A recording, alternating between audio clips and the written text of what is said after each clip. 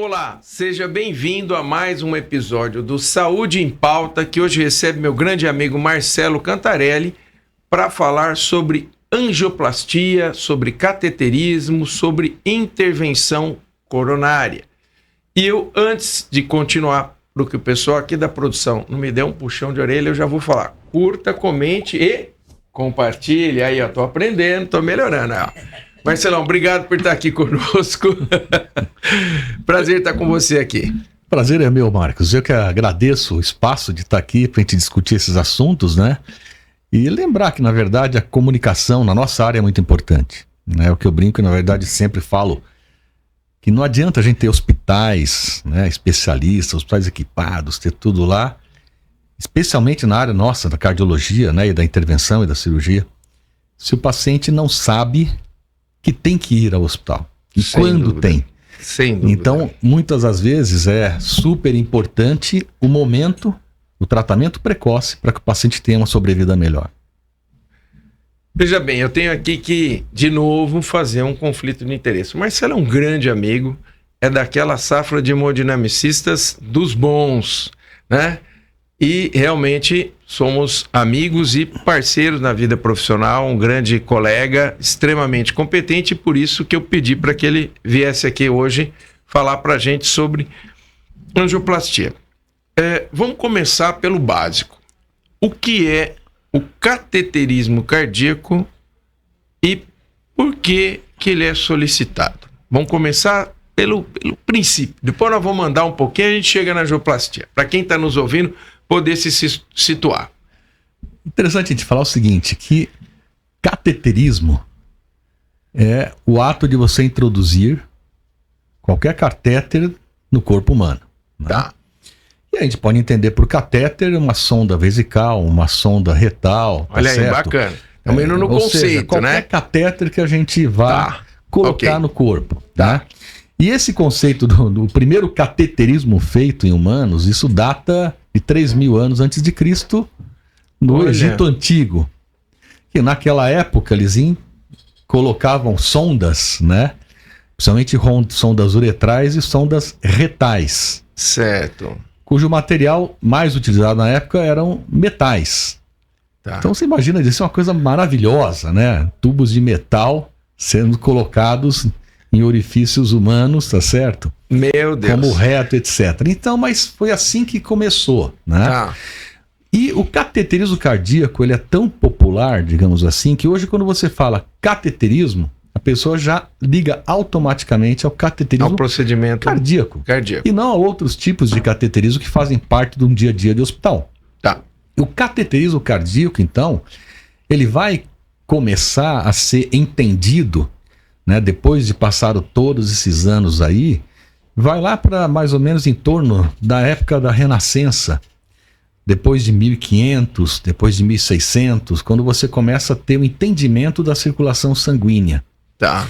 E aí, alguns médicos, né, e pesquisadores começam então a colocar tubinhos na circulação, né?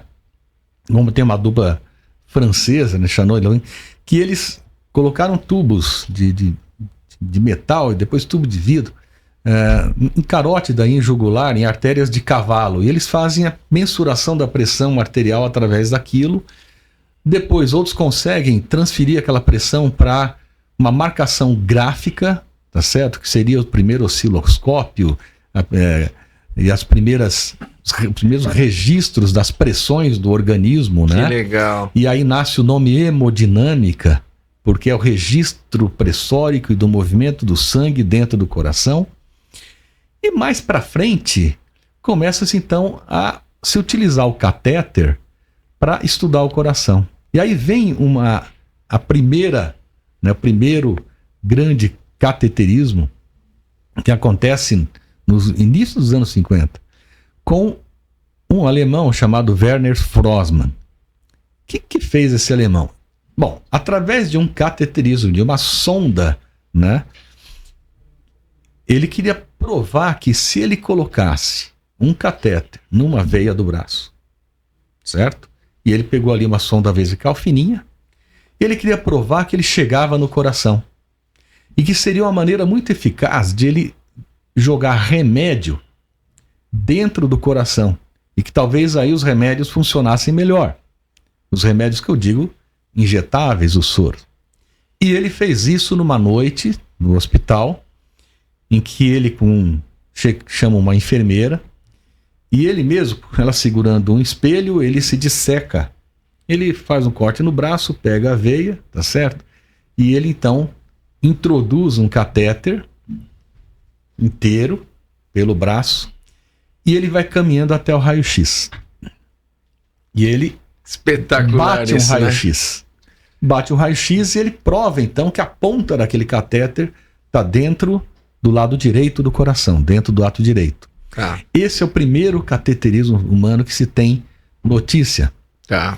Bom, ele foi expulso do hospital, tá certo? Ele era um residente, inventou essa história O pessoal toda, falou, foi expulso, esse cara tá certo? tem algum problema nas faculdades Maluco, à mentais, de noite, pede para uma enfermeira fazer tudo, Isso. e E o provou mais- um negócio e o legal, mais- mas nós vamos é. mandar ele embora. E o mais interessante é que depois de alguns anos ele ganhou um prêmio Nobel, ele acabou virando um urologista, ganhou um prêmio Nobel, e era um cara realmente genial, né? E aí a gente tem que considerar uma grande criação, né, que foi o Röntgen, que criou o raio-x. Uhum. E através do raio-x a gente consegue então fazer o cateterismo enxergando aonde chega o catéter no coração, com injeção de um contraste, à base de iodo, que é um contraste iodado. E esse cateterismo, então, começou a ser feito nas grandes cavidades do coração. E a gente conseguia fazer diagnósticos de doenças das válvulas, doenças da estrutura do coração, principalmente doenças que eram congênitas, ou seja, aquelas que as crianças nasciam com algum defeito dentro do coração. Só algum tempo depois, que foi em 1958, que aí um cara chamado Mason Sones, Esse cara mudou a história, né? inadvertidamente, e não foi por vontade dele, ele vai fazer um cateterismo, né? E naquela época os aparelhos eram aparelhos de raio-x mesmo, batia chapa, não tinha um filme e tal. Ele, sem querer, o catéter entrou numa coronária direita. Até então, as artérias coronárias, né, que são quem nutrem o coração, mantêm o coração vivo, né? Sim. Era praticamente proibido, né, você chegar perto de uma coronária. Havia-se um medo. O que ia acontecer? E na hora que ele injeta o contraste e bate o raio-x, aparece uma coronária direita, contrastada. E a partir daí, então, ele inventa esse catéter que leva o nome dele, de catéter Sones, que até o início e quase metade dos anos 90 foi o principal catéter utilizado no mundo todo e principalmente no Brasil, para fazer o cateterismo cardíaco, injetando contraste para estudar as coronárias, coronária esquerda, coronária direita. E isso revoluciona completamente a cardiologia, porque o tratamento da doença coronariana, que até então, né, das coronárias obstrutivas, era muito intuitivo, né, era muito clínico, era muito aquém do que se poderia fazer, porque você não enxergava as coronárias. Então, inferia-se que o problema do coração poderia Pudesse ser e tal, e você tinha aí as autópsias e tudo mais, mas a gente não tinha a documentação. E a partir dessa documentação, fazendo o diagnóstico, a coronária tem um entupimento, nasceu a cirurgia de revascularização miocárdica, ou seja, colocar a ponte de safena fazendo o desvio daquela obstrução. E mais tarde, só mais tarde, em 1977, nasce a angioplastia coronária. Então veja, olha que coisa impressionante. Uma das doenças que mais mata no mundo, estamos falando de 58, vamos arredondar, 1960, ou seja, até 60, a gente não tinha nem conhecimento. Imagina o volume de coisas que de 60 para cá, e estamos falando que a angioplastia coronária começa em 77. Hoje é uma coisa que faz parte da rotina. Veja que nós participamos da história disso. Nós vimos acontecer essa história, né, Marcelo? Exatamente, porque nós começamos aí na medicina na década de 80. Para você ter uma ideia, Marco, e aí um detalhe que você falou que é bastante importante a gente ter essa noção, né? Eu me formei em 1986. Se eu tivesse me formado, tá certo? E nunca mais estudado. Não, eu já aprendi, essa medicina está aqui. Tá bom, tá Certo. resolvido. A cardiologia de 1986, hoje eu estaria preso se eu fizesse aquilo que a gente fazia em 1986. Sensacional. Tá certo? Certo. Porque o principal tratamento do infarto agudo do miocárdio era não fazer nada. Ela não fazer nada. Né? Era deixar a pessoa quieto, você dava até um medicamento para a pessoa, um laxante para evacuar mais e não fazer força para evacuar, ficava deitado 30, 40 dias, dando vasodilatador embaixo da língua e repouso absoluto, e tentava-se então dessa maneira a pessoa tentar sobreviver ao infarto meio que sozinho. Sim. Né? Mas a coisa evoluiu muito, então da metade da década de 80 para frente, começa-se então a fazer a angioplastia aprendida lá com Andreas Grützing, que foi quem inventou. A angioplastia passa a ser algo que você vai usar para tratar o infarto agudo do miocárdio também. Então, a medicina, e principalmente a cardiologia, né, nesses quase 40 anos de evolução, ela mudou totalmente. E o Andreas Grützing é muito engraçado porque a gente lembra da história do Steve Jobs, né? Essas coisas acontecem meio em garagem. E a angioplastia nasceu na cozinha da casa dele. Olha, essa que interessante. Mas como assim, né? Bom, não tinha nenhuma galinha com a coronária entupida lá, tá certo?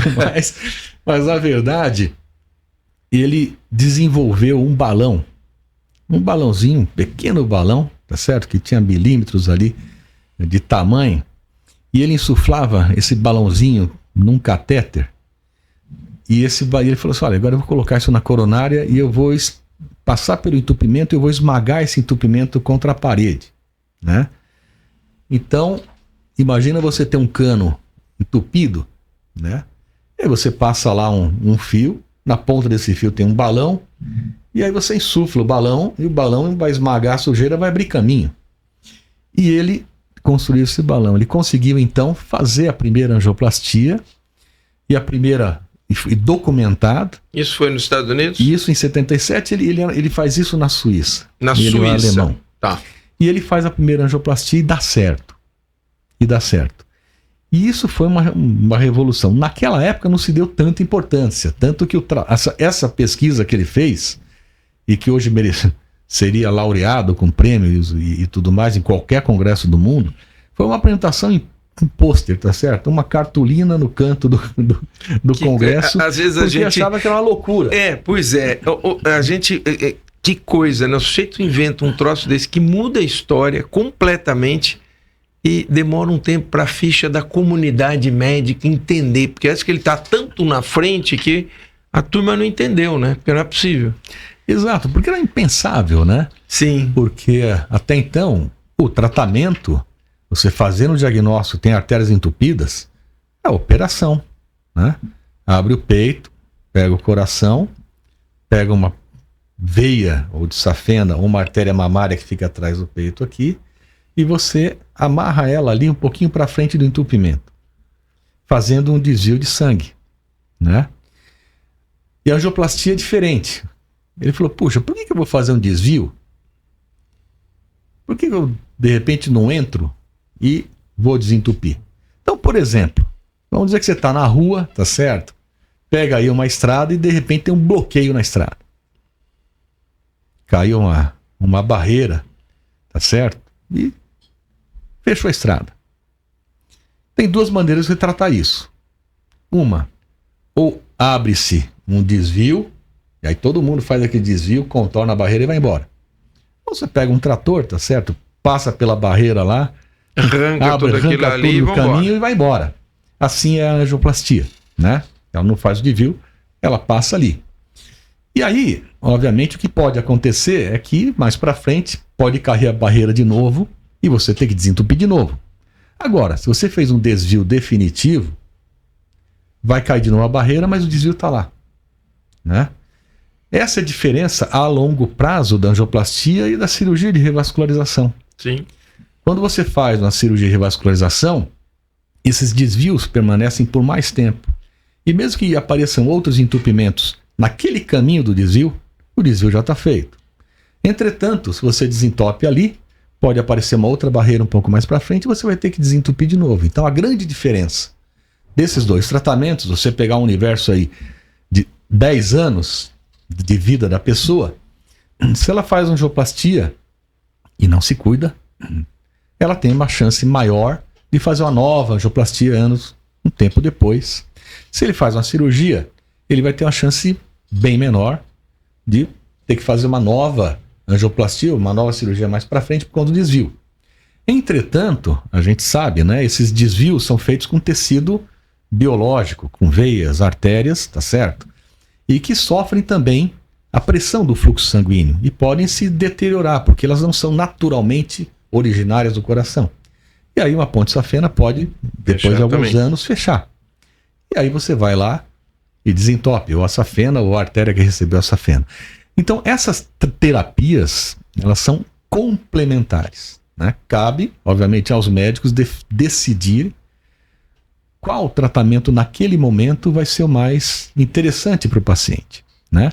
Mas a angioplastia coronária traz então uma opção, né, nos anos 80, de tratamento, uma opção à cirurgia. E isso depois vai dar muito certo quando aparecem os stents coronários.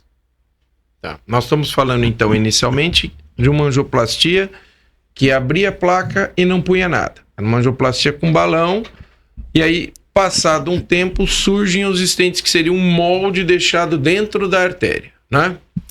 Exatamente. Por quê? Na hora que você desentope o cano, vamos ver que você passa lá um balãozinho ali e desentope. Abre um buraco no meio da sujeira, mas a sujeira ficou lá, certo?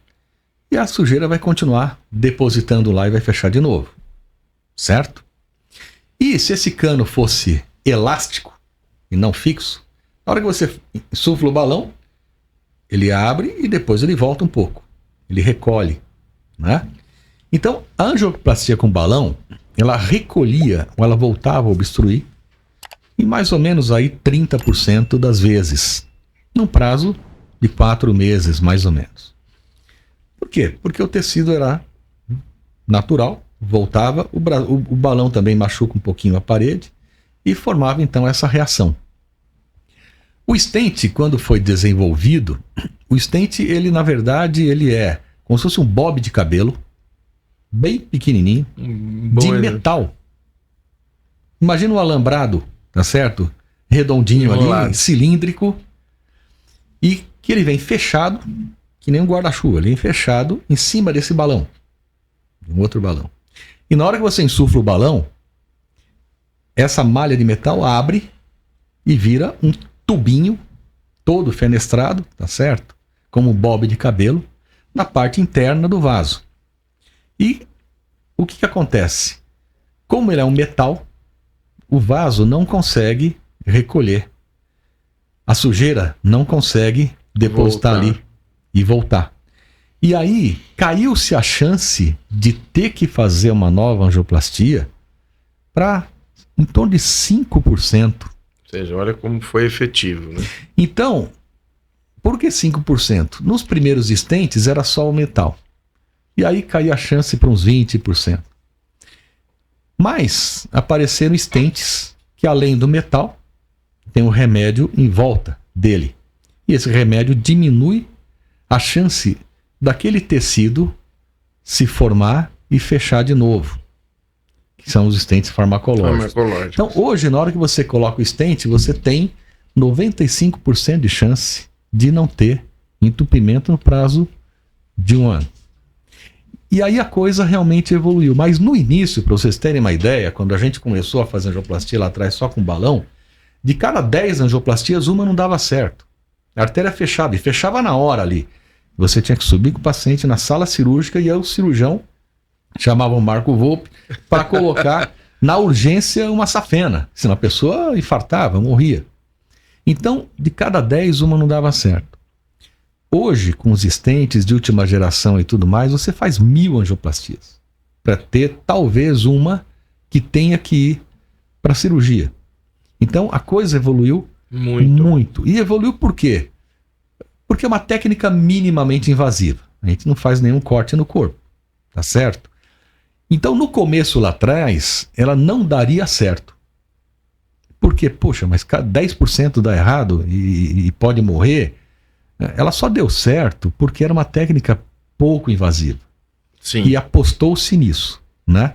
Então, hoje, a angioplastia coronária é um tratamento muito frequente no ano todo, que faz parte aí do arsenal do tratamento da doença coronária e que hoje tem uma aplicação muito importante, né, em saúde pública, sem dúvida, que é no tratamento do infarto agudo do miocárdio, que é um outro tipo. Eu quero só situar quem está nos ouvindo. Nós saímos de um procedimento que era um cateterismo diagnóstico para agora um cateterismo terapêutico, né, Marcelo? Exato. No começo, a gente queria estudar anatomia coronária apenas. Hoje, além do estudo da anatomia coronária, o que a hemodinâmica, né, os profissionais como o Marcelo podem oferecer é que, além de estudar a anatomia coronariana, pode então o cateterismo não é só para o diagnóstico, ele entra num outro setor a partir do momento que surge a angioplastia, que é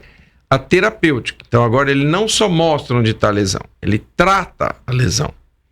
E agora com os stents farmacológicos ele trata com uma eficiência muito grande. E uma coisa que evoluiu muito, né, Marcelo, que é o tratamento do paciente infartado. Porque você imagina se cada infarto você tivesse que até se desencadear uma cirurgia, como é que isso fica? Nós estamos falando de um procedimento que hoje, nos grandes hospitais, né, Marcelo? É 1 hora do tempo entre a entrada no pronto-socorro e o balãozinho está abrindo a artéria coronária. É 1 hora o tempo porta-balão, que a gente chama. Isso mudou completamente. Eu queria que você contasse um pouco, você viveu isso, né? Isso. Essa evolução do tratamento por angioplastia primária do doente infartado. Isso mudou completamente, né, Marcelo? Completamente. Então, assim, a sala de hemodinâmica ou a sala de cateterismo cardíaco era uma sala de diagnóstico. Você injetava, fazia o diagnóstico, tem esse problema e ponto. Ou Acabou. vai tomar remédio ou vai operar, tá certo? Uhum. E ela passa a ser uma sala de tratamento. Então, o cardiologista hemodinamicista, né, ou o cardiologista intervencionista, porque a nossa área de atuação na cardiologia se chama cardiologia hemodinâmica e cardiologia intervencionista. Esse é o nome compridão, né? A hemodinâmica, a gente já falou que era o estudo do fluxo sanguíneo dentro do coração que a gente estudar. E a cardiologia intervencionista, porque a gente intervém no problema. Então, hoje é o nome mais moderno. Adequado, né? Ou seja, a gente deixou de ser pintor, porque a gente inventava contraste e pintava as coronárias e mostrava para o cirurgião onde tá aqui, ó. E a gente passou a ser pedreiro, encanador. Isso. Tá certo? Então, hoje, a gente desentope os canos, tá certo? E também, às vezes, a gente fecha buraco, que nem pedreiro. Se a pessoa tem um buraquinho no coração lá que nasceu, muitas das vezes você não precisa operar. Você entra E com com catéter, né? e vai lá e coloca uma prótese que fecha o buraquinho. Então a evolução foi muito grande. E quando a gente fala em desentupir, a gente tem que pensar no infarto agudo, no miocárdio. Antigamente, a gente já falou que não se fazia nada. Depois, na década de 80, desenvolveram remédios que desentupiam, dissolviam o coágulo que estava entupindo a coronária. Porque quando você infarta, além da placa de gordura ali, o infarto vai acontecer porque essa placa, por algum motivo, ela vai se inflamar, ela vai se quebrar, e o organismo entende que aquilo é um corte que você fez, alguma agressão. E o sangue vai lá e coagula para formar aquela cassinha. Só que imagina um coágulo, né, dentro de um cilindro, de um tubinho que é fechado. Então ele acaba fechando 100% por conta de um coágulo de sangue. E aí não passa sangue mais para o músculo cardíaco. E aí é um infarto agudo, porque isso acontece de maneira aguda. E o tratamento, além daquele remédio que dissolve o coágulo, cuja eficácia no começo era 60%, hoje chega até uns 80%, O outro tratamento é, puxa, e se eu não desentupir na hora que está entupido? Tiro o coágulo, tiro a placa de gordura e resolvo. Tá certo? E assim começou a chamada angioplastia primária. Por que é primária? Porque é o primeiro atendimento do infartado, vai ser abrir a artéria. Então hoje, quando o paciente chega num hospital e é feito o diagnóstico do infarto agudo, além da clínica da dor no peito, o diagnóstico é muito simples, você faz o eletrocardiograma, você detecta ali. Um exame muito simples. Dali, você vai direto para a sala do cateterismo. Você não perde mais tempo indo para o UTI, ficando pronto-socorro. Não. Você vai para a sala de hemodinâmica. E lá, a gente consegue ver aonde está entupido e a gente desentope. Com um balão, com um stent, enfim. Agora, o que a gente tem que saber é que a artéria do infarto está totalmente fechada e o coração está sem circulação. E aquele músculo está morrendo por falta de sangue. Se você demorar para desentupir, a chance da pessoa morrer é alta. Se você fizer isso muito rápido, você tem uma chance de sobrevida melhor. Então, se você desentupir a artéria da pessoa, quer seja por um medicamento trombolítico, quer seja por angioplastia, dentro das 3 primeiras horas do infarto, você vai ter uma chance de sobreviver de 96%. Agora, se você espera 10 horas para abrir a artéria, essa chance de sobrevida vai cair para em torno de 60% a 50%. Então, o tempo é importante para a gente desentupir antes que aquele músculo todo, do coração, aquela parede do coração, antes que aquelas células morram. Porque se morrer, ela não vai recuperar. E aí o paciente ou morre, tá certo? Ou ele vai desenvolver sequelas importantes, como insuficiência cardíaca, às vezes abre um buraco ali no coração, às vezes uma válvula começa a não funcionar direito, enfim, são outras situações. Então, tempo é músculo, isso que o Marco falou, é verdade.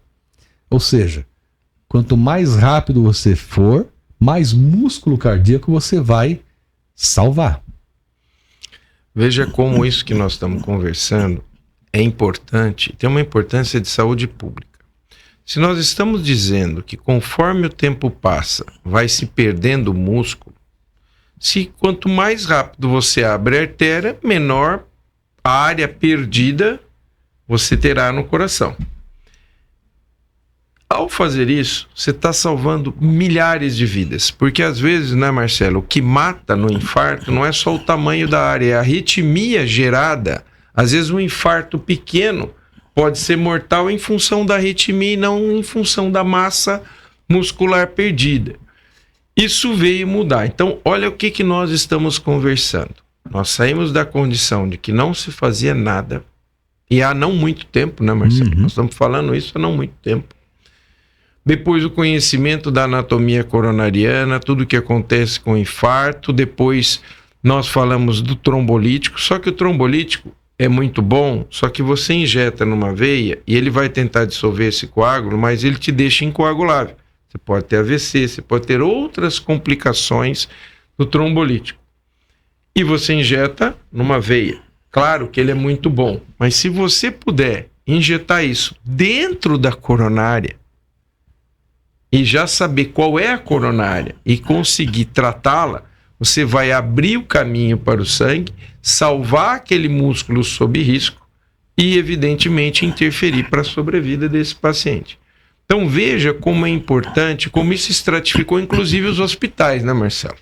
Hoje, o hospital que tem hemodinâmica, tem um serviço de hemodinâmica, ele tem um grupo que fica 24 horas, 7 dias da semana, 365 dias do ano, à disposição para que entrou um paciente, né, Marcelo? Trabalha em regime de plantão, o próprio plantonista faz o diagnóstico do infarto, já avisa a equipe.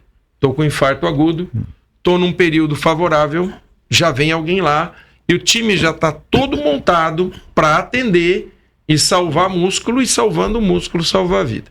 Então, o hospital que hoje tem uma hemodinâmica, ele já se diferenciou, ele está num outro patamar. Porque ele é um hospital que é resolutivo.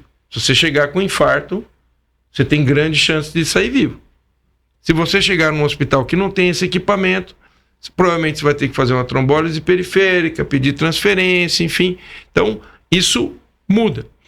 Marcelo, quanto que você acha, e nós vivemos recentemente um caso, né? Eu liguei para o Marcelo naquele horário mais, né? Marcelo, estamos com um caso aqui, cara, tem uma trombose coronariana, ninguém entendeu o que aconteceu. Mas ele foi lá de madrugada e salvou, o cara tá ótimo, né? Rapaz jovem, teve uma trombose, abriu toda a artéria. Então, isto é o dia a dia. Só que acabou com a privacidade da vida do hemodinamicista, né, Marcelo? Não tem mais hora, não tem mais dia, não tem mais nada. Então a equipe tem que estar eternamente de plantão. E a gente trabalha em parceria, porque evidentemente, se precisar de alguma coisa cirúrgica, a equipe também está dando cobertura. Quanto que você acha que a angioplastia primária, quanto que você estima que ela mudou nas complicações do infarto? Reduziu muito. Isso que você falou é interessante, né? Para você dar uma retaguarda 24 horas do hospital, você tem que ter uma equipe. E a nossa equipe trabalha como bombeiro. É exatamente a coisa. O bombeiro, se ele toca o alarme, ele interrompe o que ele está fazendo. Ele sai se vestindo, sai do banheiro se vestindo, levantando as calças e corre. Por quê? Porque você tem que brecar o incêndio o mais rápido possível. E o nosso coração é como se fosse um incêndio começando no coração. Então você tem que correr para lá. Então o hospital ele tem protocolos bem rígidos de se fazer. O médico, na hora que chegou, dor no peito, faz o eletro rapidamente em até 10 minutos. Isso é o correto. Identificou um infarto, já aciona a equipe. Essa artéria tem que estar aberta, idealmente, em até, no máximo, 90 minutos da chegada do paciente no hospital. Ela já tem então imagina que estar aberta, um trânsito como São Paulo, o horário. Isso. É um estresse. A gente sai correndo, tá certo? Tem equipe em loco e tem parte da equipe, somente o médico está à distância e sai correndo. E para isso a gente tem que ter equipe. Uma pessoa sozinha isso não é trabalho. Você monta cara, né? A equipe, faz escalas de plantão, enfim, escalas de sobreaviso, que a gente chama, justamente porque esse talvez seja o maior benefício da angioplastia coronária.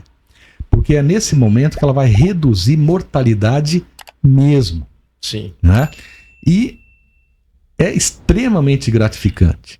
Porque hoje o infarto agudo do miocárdio, ele tem afetado pessoas cada vez mais jovens. Sim. Quando a gente começou lá atrás, o protótipo do infartado era o cara acima de 60 anos, tá certo?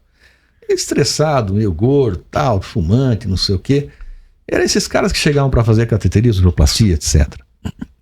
Hoje, grande parte dos que chegam na hemodinâmica é na faixa dos 40 anos. Antes também era muito difícil chegar a mulher. De cada 10 infartados, uma era mulher. Isso na década de 80 e 90. Hoje, de cada 3 infartados, um é mulher. Olha, então, por quê? Porque houve uma mudança de hábitos de vida, tá certo? Da vida moderna e tudo mais. A mulher começou a trabalhar que nem um homem, ter o mesmo estresse, os mesmos hábitos, o tabagismo. A mulher na década de 60 fumar era um escândalo, tá certo?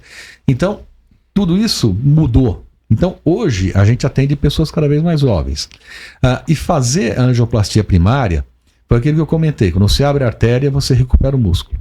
Se o músculo morrer, ele pode trazer complicações mecânicas do infarto. O coração dilatar, fazer um grande aneurisma. Ou a parede do coração se romper e fazer um pseudoaneurisma. Ou uma ruptura da parede livre do ventrículo. Se romper o coração, estourar. É assim. Que aí a mortalidade é 99%. Né? Pode romper uma válvula lá dentro, né? E não funcionar direito e fazer um edema de pulmão. Então essas complicações todas, elas foram reduzidas muito. Um buraco no meio do coração, na parede que divide o lado direito do esquerdo, que é a comunicação interventricular. A gente deixou de ver essas complicações. Sim. Que eram frequentes na década de 80, 90. Entretanto, essas complicações a gente começou a ver na época da pandemia, 2020, 2021, que as pessoas com medo de sair, com medo de ir ao hospital, né? Ou com a recomendação de não sair, enfim, esperando. Tá com dor, não deve ser nada, se automedica, e muitas vezes chegavam até uma semana depois do infarto. Olha, chegava com cansaço. E a gente teve Naquele ano, nós tivemos 3 casos de CIV pós-infarto que eu não via desde a época da residência. Por quê? Porque não foi feito o tratamento. Então, sem dúvida, a angioplastia coronária, nesse ponto do infarto agudo do miocárdio, muda, ela salva vidas. Agora, é importante a gente colocar que o tempo de atendimento não é uma responsabilidade, não é só minha e do Marco. É sua, é de vocês, é de quem está em casa.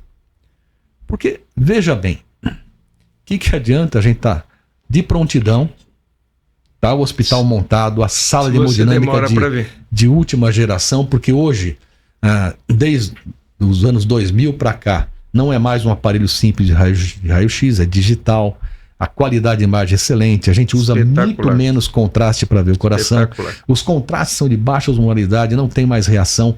Hoje um cateterismo a gente faz rapidamente, 5 a 10 minutos, só punção aqui, pegando a arterinha do pulso, tá certo?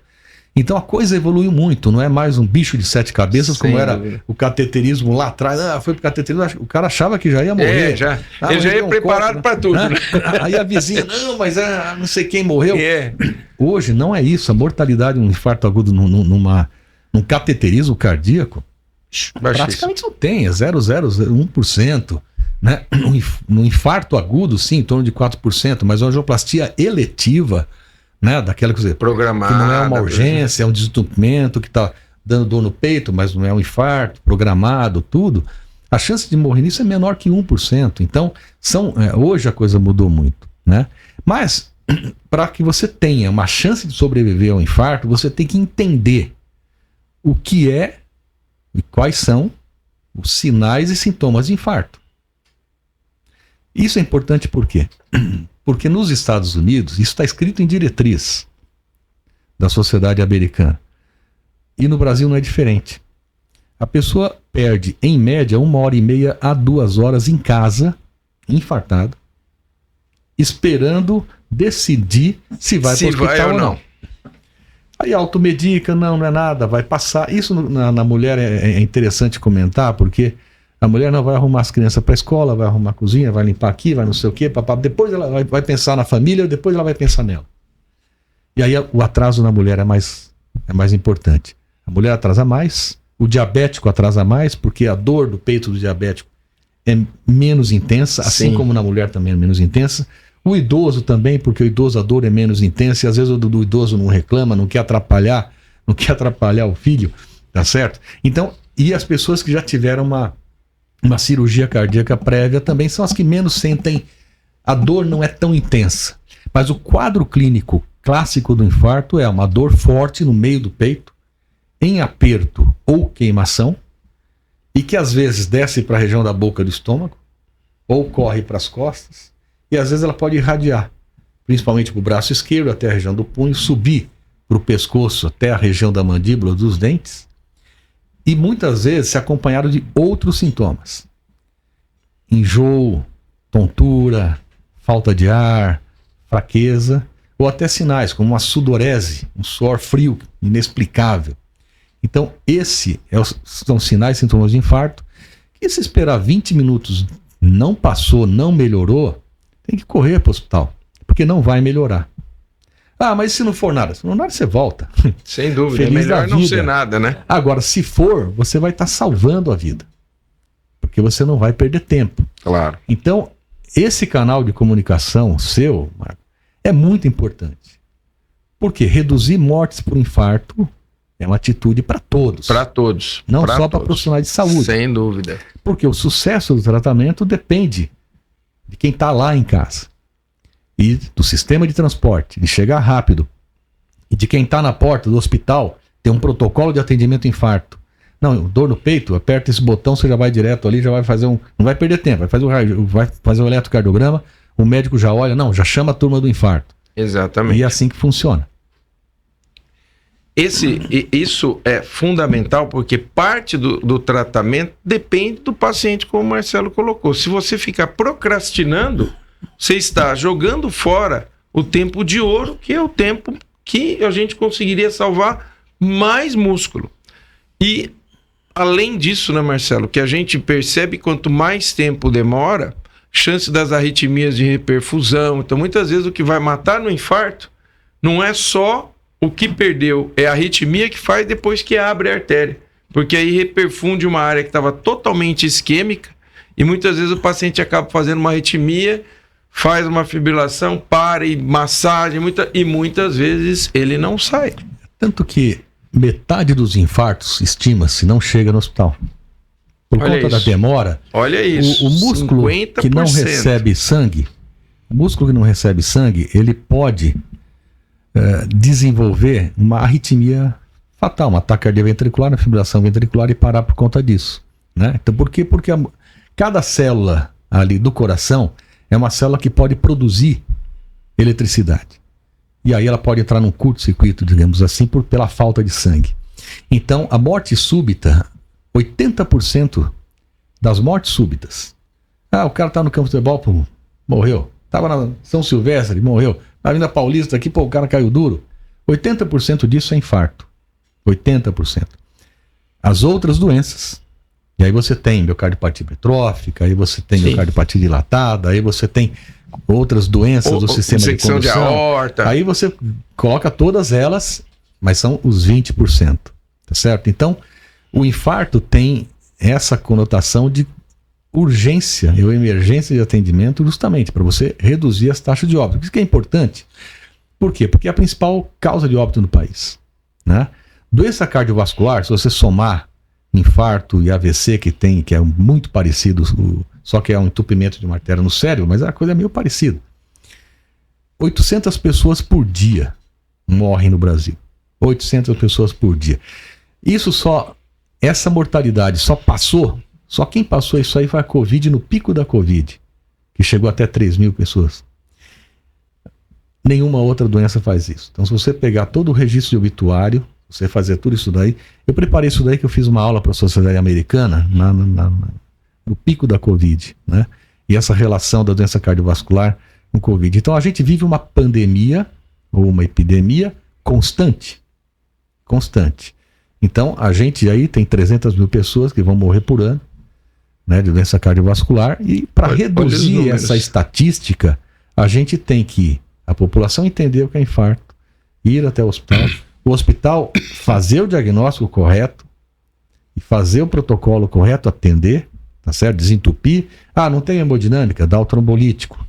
Não deu certo, transfere para o hospital que tem hemodinâmica. Tudo isso é bem protocolado para que aconteça rapidamente, e só assim a gente vai conseguir reverter essa estatística. E por que eu falo que reduzir morte de infarto é uma atitude para todos? Isso era o mote de uma campanha chamada Coração Alerta.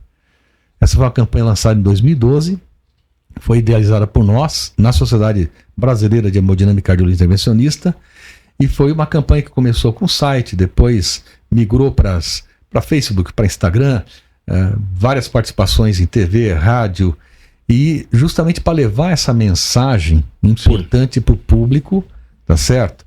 Para fazer o diagnóstico do infarto e correr para atender. E, obviamente, a gente não quer que as pessoas infartem. Então, além de conhecer sinal e sintoma de infarto, você tem que conhecer quais são os fatores de risco, o que leva a pessoa a ter um infarto. E fazer a prevenção disso. Então, na campanha, a gente também fala sobre a prevenção para como você evitar o infarto. E aí sim, com prevenção adequada, tratamento adequado, a gente vai conseguir reverter essa estatística do que o Brasil é um dos campeões mundiais, né?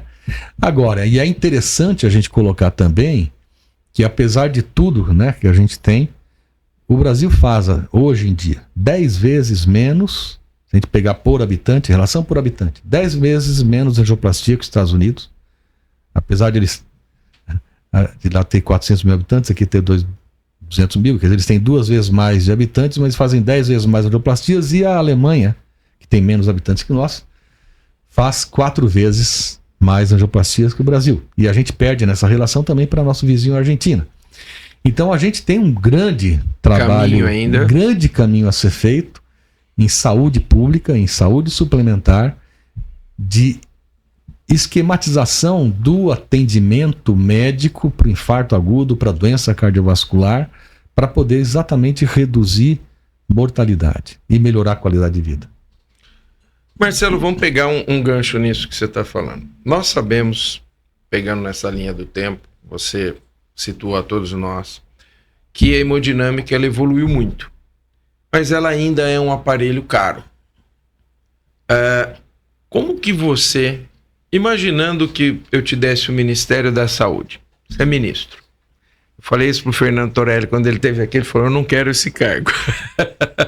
Você é ministro da Saúde. E como é que você estruturaria isso? Porque, veja, nós estamos falando de um equipamento que, além de ser um equipamento que não é barato, ele precisa de profissionais adequadamente treinados. Você não vai pegar um Boeing e pôr na mão no piloto de teco-teco, isso não vai funcionar. Como que você, que teve à frente da Sociedade Brasileira de Hemodinâmica e Cardiologia Intervencionista, tem experiência, o que você acha que seria a solução para o Brasil aumentar o número de cateterismos e de angioplastias? O que você faria se você tivesse com a caneta lá do Ministério na mão? Essa é uma pergunta muito importante, né? Por quê? Nós temos no Brasil 1.200 cardiologistas intervencionistas. 1.200 para 200 milhões de habitantes. Então já começa daí. Já começa daí que nós temos poucos especialistas para uma população enorme. São 470 hospitais, o último censo da sociedade, que tem hemodinâmica. 470? Para o Brasil inteiro. Meu Deus do céu, eu não sabia desse número. E 70% disso tudo está na região sul-sudeste. Então existe, como na medicina em geral, uma má distribuição, tá certo? Tá. De profissionais, de hospitais, de equipamentos e etc. Certo. E se a gente for falar especificamente do infarto agudo do miocárdio, que depende para o sucesso do tratamento, você ter a educação da população no reconhecimento, você ter um sistema de transporte efetivo, ambulância, enfim, para transportar para o hospital que tenha hemodinâmica, você tem que ter o trombolítico, esse medicamento que abre a artéria, disponível em toda a atenção. Então, em todo pronto atendimento público no Brasil inteiro, você tem que ter um aparelho de eletrocardiograma e trombolítico. E aí, a partir daí, transferir para o hospital que tenha hemodinâmica. E isso não pode ser feito de maneira completamente aleatória e sem organização. Senão vai gastar dinheiro. Então, o que você faz? Você vai colocar a hemodinâmica no hospital e faz um desenho regional de transferência. Unidades de diagnóstico, certo? Sim. Que pode ser até ser com teleeletro, né? Você não vai ter cardiologista para ver o eletro em todos os postos de saúde do Brasil. Alguém pode traçar e mandar. O técnico de enfermagem faz o eletro ali, esse eletro manda para a telemedicina, que interpreta é um infarto agudo. É um infarto agudo, transporte rápido, trombolítico se tiver ali já, faz o trombolítico, transporta rapidamente para um setor, um hospital que tenha hemodinâmica. E aí, esse hospital ele vai receber de maneira organizada pacientes de tal posto, de tal outro hospital, de tal. Então, com todo núcleos regionais. Com todo esse núcleo organizado, através do SAMU, por exemplo, então você já sabe, a pessoa que tem um infarto aqui, ele sabe que vai ter que ir para aquele hospital lá. Então, de maneira organizada, você vai conseguir distribuir salas de hemodinâmica pelo Brasil, trombolíticos e um sistema desenhado de transporte. Que aí você torna a coisa muito mais organizada, porque hoje o que acontece, muitas das vezes, você não tem essa organização e esse desenho. E aí você tem uma cidade do interior ou qualquer outra cidade que tem lá 3, 4 hospitais com hemodinâmica. Mas você não tem naquela cidade nenhum desenho, nenhum fluxo de atendimento do infarto agudo do miocárdio. E nas cidades que desenharam o fluxo, a mortalidade de infarto é menor. Tem um trabalho feito, que inclusive foi aqui em São Paulo, no Hospital Santa Marcelina, que tem hemodinâmica, lá em Itaquera, e foi feito um desenho lá, na região, com telemedicina, teleeletro, para levar os infartados para o Santa Marcelina. Quando não tinha esse desenho, a mortalidade era acima de 16% do infarto. Quando foi feito esse desenho, caiu para 4%. Olha isso. Que é o nível que se quer, nível do mundo. Então, só de organização do atendimento, não se comprou mais nenhum outro aparelho hemodinâmico. A sala de hemodinâmica estava no Santa Marcelina. Foi apenas uma organização do diagnóstico e do fluxo de dos pacientes indo para lá. Tem uma outra experiência muito, muito bem interessante em Minas Gerais, dessa maneira, tanto no Triângulo Mineiro, quanto na região Macro-Norte, lá em Montes Claros, onde o SAMU foi totalmente estruturado, tanto para AVC quanto para infarto. E aí você tem, nessas regiões organizadas, uma mortalidade menor. O Brasil, em média, tem 16% de mortalidade por infarto. 16%. 16% de óbito por infarto. Ou seja, 4 vezes mais do que o ideal. O ideal. Agora, se você pega algumas regiões específicas, essa mortalidade baixa já está sendo atingida. Agora, há discrepâncias muito grandes no Brasil. Um país continental, com desigualdades. Então você vai ter, por exemplo, uma cidade lá no Amazonas, Tapauá. Tapauá, metade da cidade mora em cima do rio, em casas flutuantes. Metade mora em cima do rio. De Tapauá para Manaus são 3 dias de mar. 3 dias. Então tudo que eu falei meio que cai por terra. Sim. Mas você tem que pensar nessa região, né? Você vai fazer o trombolítico, como é que você vai transferir? Tem um aeroporto pequeno na cidade. Então, de repente, você fazer um transporte aéreo público, por que não? Qual o custo disso? Você consegue fazer. Tá. Em contrapartida, estamos aqui na Avenida Paulista, né? O Augusta com a Avenida Paulista. Tá. A Avenida Paulista, se você pegar daqui da estação Clínicas até... Eu não vou muito longe, eu vou pegar até a estação Paraíso. Tá. Nós temos vários hospitais nesse entorno. A sala de hemodinâmica, um aparelho de hemodinâmica, o hospital pode ter uma sala, ou se o hospital for muito grande, ou for de referência cardiológica, pode ter mais salas. 4, 5, 7, como grandes. Nós temos o Incor aqui do lado. A Avenida Paulista concentra 30 salas de hemodinâmica. 30 salas de hemodinâmica. Não tem nenhum outro lugar no mundo tenha uma concentração em 1,5 km de tantos aparelhos de salas de hemodinâmica. Concentrados aqui na Bela Vista, tá certo? Jardins Bela Vista, nessa região, chegando até a Liberdade ali. Então, essa disparidade, né, essas desigualdades, em termos de... Tá certo que aí você tem a saúde privada e tudo mais, mas na hora que você pensa, né, num projeto a nível de Brasil, uma estruturação onde você vai fazer uma política indutora de saúde, onde o que está precisando aqui nessa região? Precisa disso, então a gente vai organizar, né? Talvez você não precise gastar muito dinheiro, né, montando milhões de salas de hemodinâmica, mas não, é facilitar o acesso da população a essa região. O que não pode acontecer, e eu vou dar um exemplo simples, né? O que não pode acontecer é o paciente chega no pronto atendimento, faz um eletrocardiograma, o médico que está lá não identifica o infarto. E aí, não é infarto. Perdeu-se tudo. Perdeu tudo. Perdeu tudo. Outro exemplo, fez, é infarto. Mas agora tem que esperar uma ambulância. A ambulância vai levar 3 horas para chegar. Perdeu tudo. E o trombolítico? Não, o trombolítico não tem aqui. Já perdeu. Tá certo? Sem dúvida. Então, são situações, tanto da parte de formação, quanto logística, formação médica, quanto de logística, de transporte, de equipamentos, de cultura, que tem que ser organizadas, né? E em São Paulo, você tem pior e melhor mortalidade. Então, se a gente fala em alguns hospitais, a mortalidade é em torno de 4, 5% de infarto. Em outros, você vai chegar até 20%. Veja, estamos falando de uma cidade. Uma cidade só. Na Grande São Paulo, 20 milhões de habitantes, os municípios em volta, tal. São Paulo sintetiza o que é o Brasil. Sim. Né?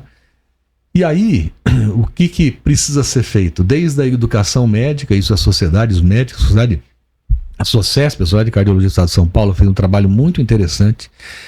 ensinando o pessoal dos hospitais e prontos atendimentos mais periféricos, ensinando a ver eletrocardiograma, fazer o diagnóstico de infarto e tudo mais. E só esse trabalho, caiu mortalidade, que era 18%, 20%, veio cair para 6%, 8%.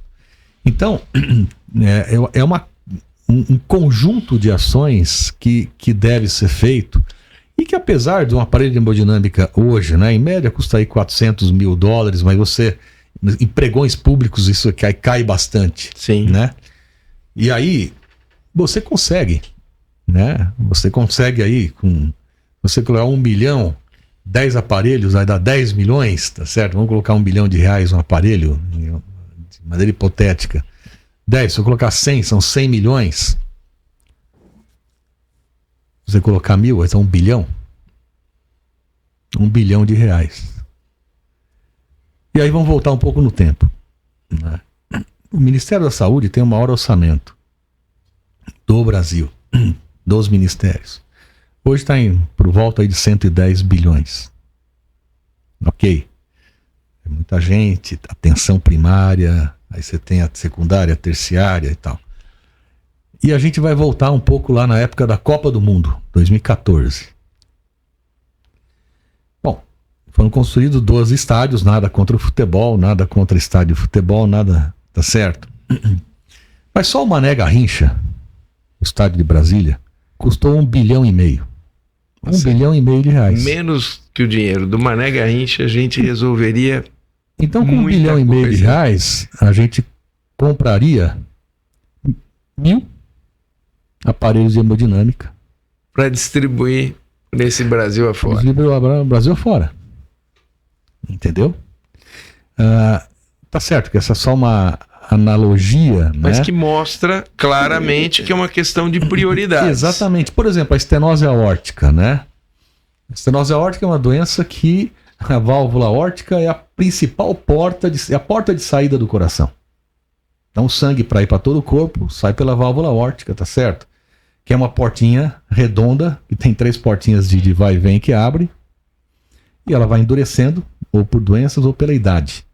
E a grande parte das vezes são os idosos. 6,5% dos idosos do Brasil tem estenose aórtica, certo? Isso em São Paulo daria mais de 100 mil pessoas. Então, a estenose aórtica,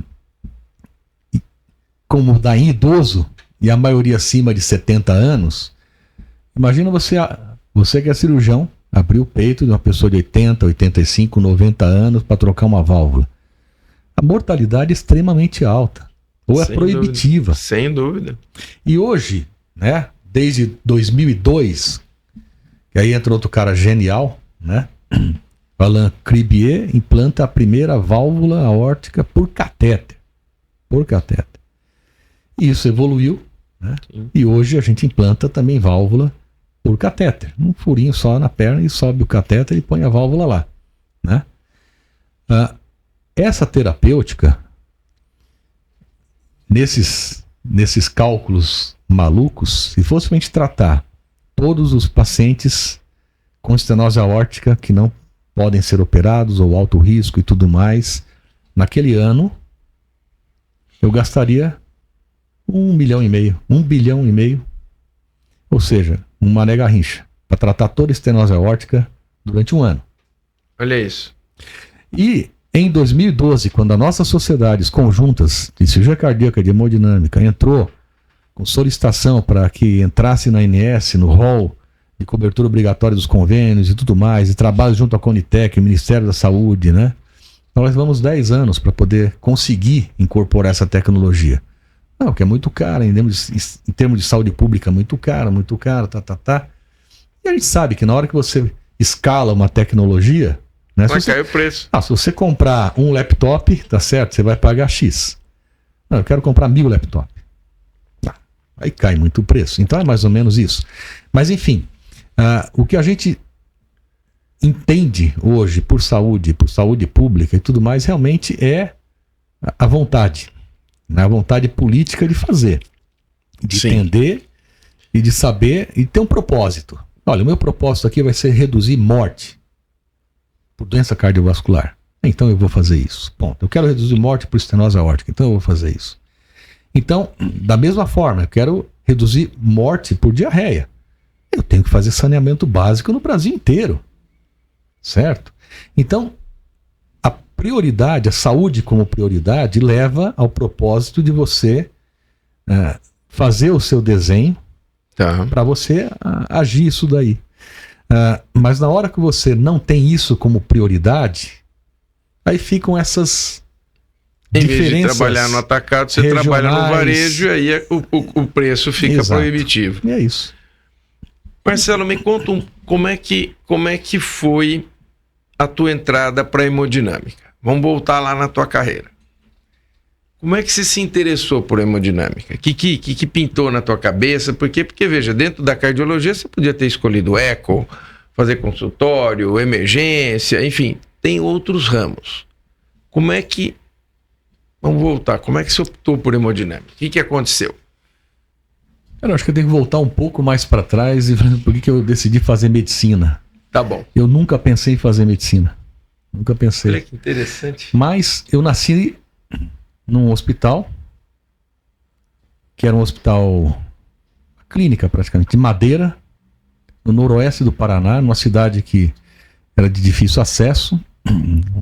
Moarama foi uma clareira aberta numa floresta, tá certo? Pela Companhia Melhoramentos do Norte do Paraná, que era a colonização que foi feita no final dos anos 50. Eu nasci lá em 64, a cidade ainda não tinha luz direito, não tinha asfalto, e muitos colonizadores que foram para lá para começar a coisa, meu pai foi um deles. Meu pai acabou entrando num hospital, que até era de um colega do Rio de Janeiro, que voltou, e ele foi para lá, o terceiro médico da cidade, se não me engano. Ele era um cirurgião oncológico, fez a residência aqui no AC Camargo e foi para lá. Só que chegando no interior você tem que fazer de tudo, né? Imagina, você quebra o braço e vai lá no médico e o médico não sabe consertar o braço. Que médico é esse? Não sabe consertar meu braço aqui. Então, o médico naquela década de 50 tinha uma formação generalista muito boa. Muito boa. Então ele fazia pediatria, ginecologia, obstetrícia, ele operava. Era o médico da cidade. Ele fazia clínica médica, era o médico. Tá. Se chegasse um morto lá, tinha que fazer a autópsia e tudo mais. Enfim. Então, eu nasci pelas mãos do meu pai, que fez o parto da minha mãe. Olha que impressionante, rapaz. Olha, seu pai fez seu parto. E o meu pai, era um bombeiro também. Então ele ficava de plantão, mesmo que não quisesse. Porque todo mundo sabia aonde ele morava. Para facilitar a coisa, meu pai decidiu morar no hospital. Então a gente nasceu, a nossa casa fazia parte do hospital. Metade do corredor para lá era o hospital, metade para cá era a nossa casa. Olha que impressionante história. Na minha infância toda eu via nego chegando estrupiado lá, queimado. Eu tava brincando no quintal, chegava um caixão, abria para poder ver que o cara morreu. Então, brincava, entrava pelos quartos dos pacientes e brincando e entrava. Tá? Então, eu via a medicina. A minha vida foi a medicina, mas eu achava que nunca ia fazer aquilo. Minha mãe não queria, né? Imagina uma mulher de médico que acaba tendo que dar plantão também. Não, pagou a conta, né? Foi ela que pagou a conta. Não, quantas vezes batia de madrugada a porta, meu pai abria lá para atender, acordava todo mundo. Ou a gente almoçando, chegava a menina, entrava a menina vomitando lá. Doutor, minha filha, Então não tinha hora de almoço, não tinha hora de nada, tá certo? Era bem assim, bem no começo era isso, né? E muitas vezes meu pai, para atender o pessoal pelas fazendas, né, pelo sertão afora, ele queria uma companhia, ele gostava de me levar. Eu era o filho do meio, mas ele gostava de me levar. E eu ia com ele, né, atender pelas... E aí voltava, carregando porco, que era o presente. Então, na verdade, assim, naquela época você não tinha SUS, tá certo? E naquela época, meu pai disse, tem dinheiro, paga, não tem dinheiro, não paga. E ele ganhava muito presente, né? E assim era, né? Assim era a medicina. Que bacana. E aí, meu pai era um cara muito estudioso e ele sempre estudou. Então, ele foi estudar medicina do trabalho e eu via à noite, depois do jantar e tudo mais, ele ia lá pro consultório dele, estudava, e às vezes eu ia lá, ficava com ele, ficava fuçando. E ele foi estudar homeopatia no final dos anos 70. E aí ele falava muito de homeopatia. E contava, e eu gostei de homeopatia. E eu falei, eu gosto de gente. E nessa época eu já vim para São Paulo fazer colégio, vim com 14 anos fazer colégio, que naquela época em Moarama não tinha uma condição de você fazer um colégio e entrar no vestibular e tal. Hoje é uma cidade universitária, riquíssima, enfim. Hoje o pessoal estuda, tem até faculdade de medicina, enfim. Mas eu vim para cá estudar e pensava em fazer engenharia e tal. E aí eu tomando banho, eu precisava decidir o que eu colocava lá na inscrição do vestibular. Rapaz, olha isso. E aí eu falei, cara, eu gosto de gente. Eu gosto de pessoas. E medicina, quer queira ou quer não, eu conheço todos os prós e contras, tá certo? O que é ser uma vida de médico. Quero uma vida dedicada. E eu falei, vou fazer isso. Meu pai e minha mãe quase caíram para trás quando eu falei, vou fazer mesmo. Mas meu filho, para medicina você tem que estudar mais, tem que não sei o quê, você está numa classe que é de engenharia, para lá. E aí eu tive sorte, entrei no primeiro vestibular que fez, eu tinha 16 anos, fui o mais novo da turma. Olha que legal. Mas a medicina é algo fantástico, porque no primeiro dia de aula eu falei, é isso que eu queria. Quando eu vi anatomia, eu falei, é isso que eu queria. Você fez faculdade Isso onde? que eu queria, na Faculdade de Medicina de Santo Amaro. Santo Amaro, ok. E aí, durante a faculdade, você vai vendo tudo que tem na medicina. E aí você vai cada vez que eu via, eu me apaixonava por uma coisa, por outra e tal. E aí quando eu terminei a medicina que eu queria, aí tem que prestar a residência. Sim. Eu já tinha um gosto ali pela cardiologia, além da homeopatia, cirurgia, ginecologia. Falei, vou prestar clínica geral e depois eu penso. Um ano de clínica não é perdido. Meu pai, apesar de cirurgião, ele sempre falava, clínica médica é a base de tudo. Tem que saber a clínica médica. E aí eu passei direto na Escola Paulista de Medicina, na residência de clínica médica. Fui convocado pelo Exército, fiquei um ano no Exército, voltei e aí toquei a residência. E aí durante a residência na cardiologia da Escola Paulista, foi que eu conheci a hemodinâmica. Porque durante a nossa faculdade, e é difícil nas faculdades de medicina você ter contato com hemodinâmica. Sim. São raras as exceções. E aí eu vi, caramba, é algo que unia um pouco da cirurgia, daquela vida do meu pai, atribular, com a clínica, né? Uhum. E quando eu passei pelos estágios depois de ecocardiograma e tudo mais, eu sentia meio sono. Eu falei, não, eu gostava da coisa mais urgência. Adorei quando eu passei pelo pronto-socorro, foi o estágio, e aí eu falei, vou fazer isso, vou fazer hemodinâmica, né? E aí fiz hemodinâmica. Durante a formação da hemodinâmica, eu cheguei a ser chefe de plantão do pronto-socorro do Hospital São Paulo, e isso me deu muita cancha, né? Durante a hemodinâmica, aí terminei a formação. E aí eu brinco que hemodinâmica, porque realmente é muito dinâmica a nossa especialidade, é lógico. É difícil você não ter horário, é difícil você sair de madrugada, é difícil você não ter hora para chegar, é difícil para a família, é difícil para a esposa, apesar de minha esposa ser médica. Mas quando você gosta de fazer a coisa, fica tudo muito, muito mais fácil. E hoje, apesar de tudo, quer dizer, eu tenho 32 anos de atuação nessa área, né? Dentro de todas as coisas, né? É dentro da sala de hemodinâmica ali, tomando raio-x com avental de chumbo pesando em cima. Sim. Porque a gente, como eu falei, é raio-x. O hemodinamicista, o cardiologista intervencionista, né? O intervencionista é o profissional que mais toma raio-x na medicina. Porque ele fica do lado do paciente. Ele fica ali operando o paciente do lado, recebendo a mesma carga de raio-x. Então ele trabalha com protetor tireoide, capote e tudo mais pesado. A gente fica em pé, várias horas em pé, e com avental de chumbo e trabalhando e dor nas costas. Mas é onde eu sinto mais prazer e mais felicidade de estar dentro da sala de hemodinâmica. Então, assim, na verdade a medicina ela tem várias áreas. Né? Sim. Cada área tem seus atrativos. E aí, óbvio, você acaba escolhendo aquilo que realmente você gosta. Por quê? Primeiro, se não gosta de medicina, nem vai.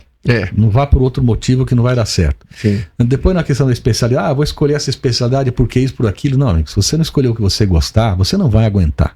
É verdade, é verdade. Você tem que gostar muito. E essa foi um pouco da minha história. Depois, na hemodinâmica, quer dizer, com todo o trabalho que a gente fez, eu entrei na Sociedade de Hemodinâmica, Sociedade Brasileira, primeiro como editor, um dos coeditores do jornal, isso foi em 2006.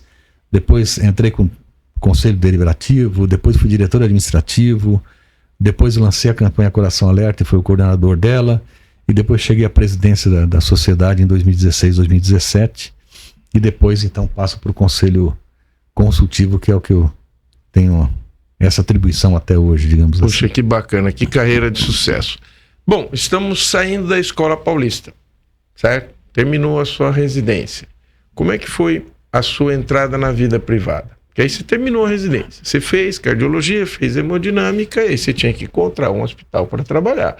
Porque eu vejo que tem muita similaridade entre o hemodinamicista e o cirurgião cardíaco, porque são profissões em que você precisa de um aparato. Não é uma coisa que você sai assim e fala, acabei, agora eu vou abrir um consultório e tudo bem, eu ponho uma plaquinha aqui, me credencio nos convênios. Não funciona assim, né? Você trabalha com cardiologia de alta complexidade, você precisa de hospitais diferenciados, esses hospitais já têm o seu corpo clínico, né? Então você tem que... É um caminho lento, né? E que você tem que ir devagar, galgando, devagarzinho, até que você consiga o seu lugar ao sol, que você já conseguiu. Como é que foi essa transição entre terminar a residência e partir para a carreira solo? É um caminho aí. Conta pra gente como é que foi. E foi interessante, porque em 1992 eu estava no segundo ano da formação em hemodinâmica. Então, para você chegar nesse segundo ano de formação de hemodinâmica, você tem que ter feito já a clínica geral, a clínica médica. Cardiologia. Era um ano, hoje são 2 anos, depois 2 anos de cardiologia, depois 2 anos de hemodinâmica. Então é uma outra faculdade, né? Sim. 6 mais 6, 12. São 12 anos de estudo. Para começar. Quando eu estava nesse segundo ano, né, na metade do segundo ano, foi quando surgiu um convite para eu e mais 2 colegas de começar no serviço de hemodinâmica do Hospital Bandeirantes, antigo Hospital Bandeirantes, que ficava na Liberdade, né, que fica na Liberdade. E para lá foi o nosso primeiro emprego, vamos dizer assim, em hemodinâmica, né? Um hospital que tinha ainda um movimento pequeno, né? Apesar de fazer SUS, era muito pequeno, pouco conhecido, estava iniciando esse serviço. E até a gente ter um movimento, né, nessa área e tudo mais, eu atendia consultório, fui dar plantão em pronto-socorro, em UTI, né? Fiz muita UTI, até 2005 trabalhei em UTI. Mas a coisa foi crescendo. Nessa época, de 92 até 97, eu fiz o doutorado na Escola Paulista, defendi minha tese em 97, e durante essa parte acadêmica ainda, em 97 eu fiz em doutorado. Em 98 a gente montou o serviço de residência médica, de residência em hemodinâmica no Hospital Bandeirantes. A gente já tinha um volume muito grande de procedimentos, e a partir da residência a gente montou também pesquisa clínica. Então a gente conseguia fazer a parte acadêmica, apesar de fora da universidade, nós conseguimos fazer pesquisa e ensino. Então, ensino, pesquisa e assistência dentro do hospital privado. O Hospital Bandeirantes, formamos vários residentes nessa nossa área. Tinha-se um volume importante de procedimentos. Foi um hospital que foi muito importante para o Sistema Único de Saúde nessa área, nessa época. E a partir de toda essa questão de pesquisa, assistência e ensino, foi aí que veio o convite de participar da Sociedade Brasileira de Hemodinâmica Cardiologista em 2006. Né? E então foi um pouco dessa trajetória. E a partir do Hospital Bandeirantes, outros convites para outros hospitais foram surgindo, né? A partir com a nossa história. Uhum. E assim a gente foi crescendo. E o que você falou é verdade, é diferente, né? Se você faz a clínica, né? Uma especialidade como dermatologia, ou até um ultrassom, que depende do equipamento. Você compra o ultrassom, coloca lá na clínica, na esquina, e começa. O aparelho de hemodinâmica obrigatoriamente tem que estar dentro de um hospital. Sim. Obrigatoriamente o hospital tem que ter estrutura. Toda uma estrutura, inclusive de cirurgia cardíaca. Então não é qualquer hospital que você vai colocar. E é um aparelho extremamente caro. Né? Como é que você vai ter 2,5 milhões para colocar no aparelho e começar a tua vida? Não dá. Então você começa atuando nos hospitais. Então é uma atuação, é uma área de atuação hospitalar. E que em hospitais bem estruturados, para que você tenha um bom resultado. Por quê? Se você não tiver um hospital bem montado, se você não tiver profissionais preparados que te ajudem, os técnicos de raio-x, técnicos de enfermagem, se o aparelho não for bom para você enxergar o problema de maneira correta, fazer o diagnóstico correto, você vai estar fazendo mal, né? Vai estar fazendo errado. Então, essa evolução toda, né, a gente teve, vamos dizer assim, uma sorte, né, de ter vivido aí a medicina dos anos 80 na faculdade, até os dias 18, então pegamos o século 20, 21, porque, como a gente contou, de 77 para cá, que foi a primeira angioplastia, onde toda a história da cardiologia intervencionista muda. Então a gente que começou lá atrás, fazendo um corte no braço, metendo um catéter grosso para ver a coronária, hoje, um catéter fininho na região do pulso, a gente salva uma vida. Isso mudou. Quem foi o teu mentor? Veja, eu sempre pergunto isso para quem trabalha na alta complexidade, porque é claro que a gente, quando termina a residência, a gente tem noções. Não termina a residência sendo um expert. Você termina a residência tendo uma formação boa, você fez uma formação numa excelente estrutura, mas claro, tem sempre aquele cara que você fica ali junto, vendo, aquela pessoa que te inspirou, que te ajudou, que indenizou a sua curva de aprendizado, porque ninguém nasce sabendo. Quem foi ou foram os seus mentores na área de hemodinâmica? Na hemodinâmica, eu coloco aí na cardiologia, na Escola Paulista, praticamente na hemodinâmica ali todos faziam clínica e tudo mais, mas o meu grande mentor nessa área foi o professor Antônio Carlos Carvalho. Que grande nome da cardiologia. Uhum. Ele foi o meu orientador de doutorado, enfim, foi a pessoa que realmente me ensinou muito, me espelhei muito, né? Foi realmente um mentor. Ao lado dele o Elógio Martinez, que era o chefe da disciplina, também hemodinamicista, que também me apoiou, uma pessoa inteligentíssima. Doutor Disseu Vieira dos Santos. Disseuzinho. Que era um expert em válvulas, em propedêutica, examinava como ninguém, auscultava como ninguém. Esses três foram bastante importantes na formação. E dentro da hemodinâmica, né, eu seria injusto, porque quando você entra na residência, você aprende muito com o teu R2, o R3. Uhum. Aqueles que estão 1, 2 anos na sua, que é quem entra no teu campo. Tá junto, quem tá ali, junto. É quem tá... E aí foram vários colegas, principalmente a doutora Cláudia, a Cláudia Abreu Alves, o doutor José Augusto, o doutor Hélio Castelo, que trabalha comigo até hoje. Né? Eu ia te perguntar isso, então, em que momento da tua carreira entrou eles me ensinaram muito a fazer exame, né? Tá. Então a Cláudia, o Zé, que a gente chama, o Hélio, foram muito próximos assim, e quando a gente foi trabalhar, o Hélio foi um dos escolhidos, né? Então foi eu, o Hélio, mais o colega Rosali, a trabalhar lá no Bandeirantes. Tá. E a gente foi aprender quase que ali sozinho, fazendo angioplastia, e a gente seguiu essa evolução toda da cardiointervenção juntos. Tá. E por coincidência, na verdade, o Hélio eu conheci na faculdade. Nós somos da mesma turma. Então, com 16 anos de idade, conheci o Hélio. Por coincidência, escolhemos a mesma especialidade. Por coincidência, entramos na mesma residência. Quer dizer, quando tem muita coincidência, não deve ser só coincidência. Exatamente. Deve ter a mão do cara lá em cima, né? Entramos na residência, na mesma escola de medicina. Eu fui pro exército, ele não foi. Aí ele ficou um ano na minha frente. Tá. E quando eu voltei e comecei a residência... Ele era o seu R+. E ele me ensinou muito nesse trajeto todo. E quando aí veio o Dr. Oscar Portugal, outro mentor, que era o chefe da hemodinâmica, quando ele nos escolhe para começar o serviço do Bandeirantes, aí eu vou junto com ele para lá. Tá. E aí esse aprendizado para mim continua e a gente vai aprendendo junto, crescendo, né? E até hoje, né? Viramos sócios desde o início do Bandeirantes, até hoje trabalhamos juntos em todos os hospitais, enfim. Então, o meu principal parceiro de vida, não só de hemodinâmica, é o Dr. Hélio Castelo, que trabalha comigo, né? Até hoje.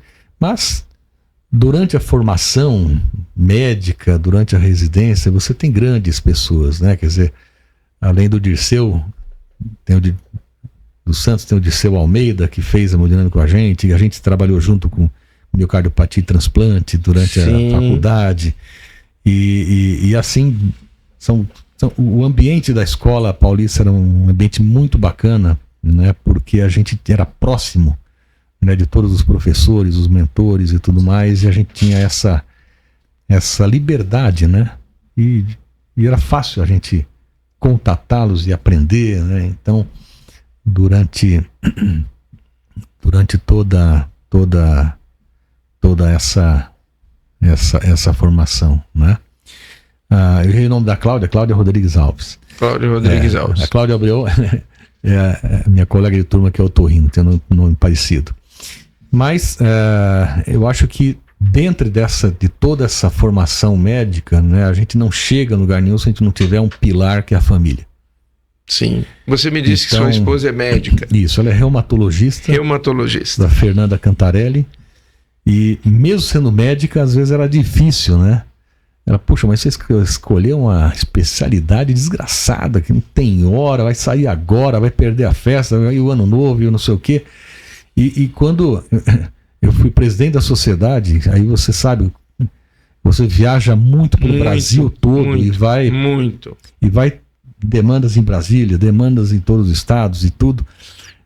Foram 2 anos que assim, que não só a sustentação do Hélio e do resto da equipe trabalhando lá para não deixar a casa cair, mas literalmente da família, né, da Fernanda e dos meus filhos, entenderem, né, a ausência, para poder então segurar, né? Sim.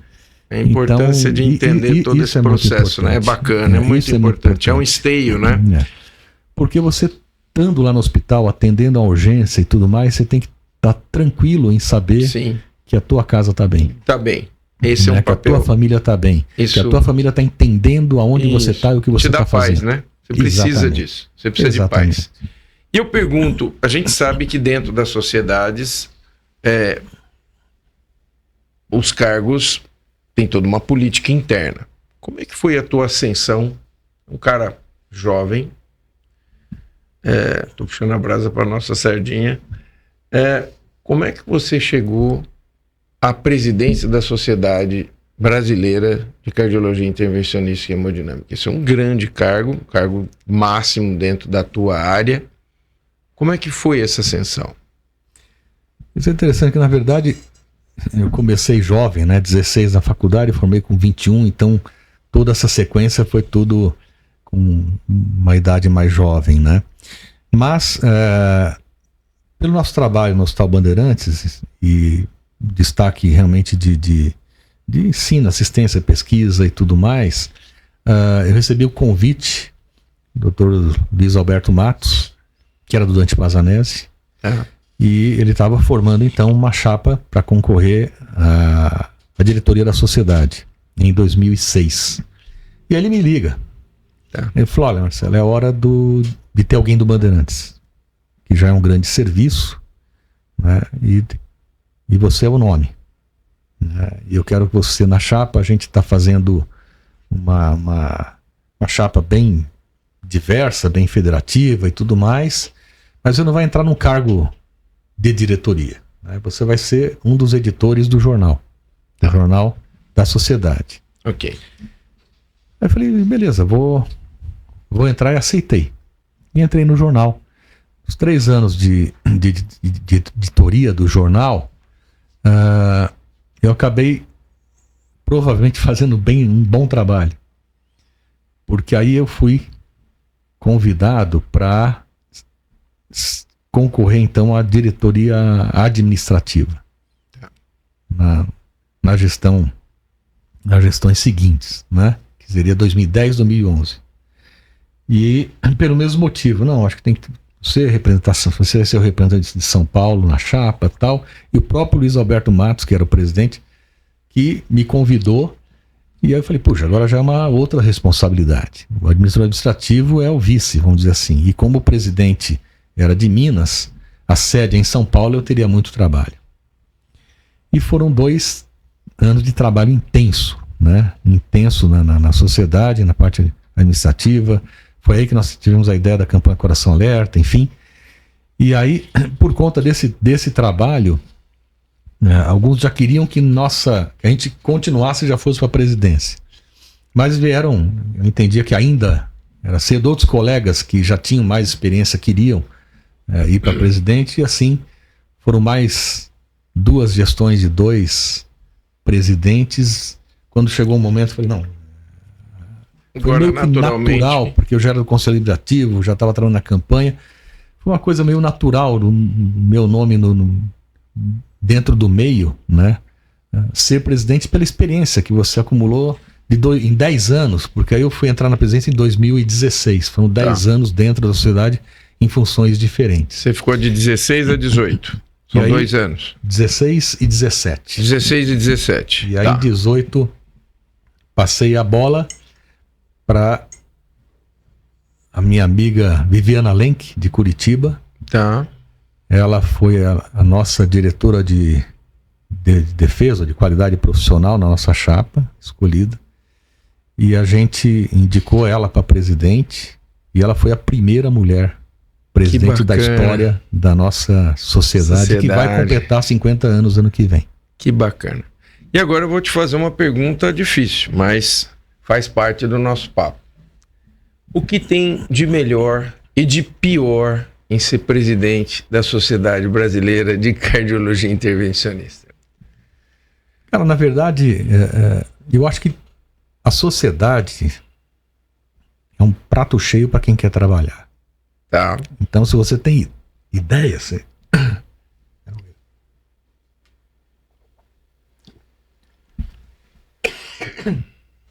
Vai ter que dar um corte aí, que alguma coisa entrou aqui. Fica sossegado. Deixa eu recuperar aqui. Vai de boa, vai de boa. Estamos em casa. Meu refluxo que às vezes pega. Estamos em casa. É que ele está pensando o que ele vai falar no que tem de pior para ser. O de melhor, com certeza, tem muita coisa, né, Marcelo?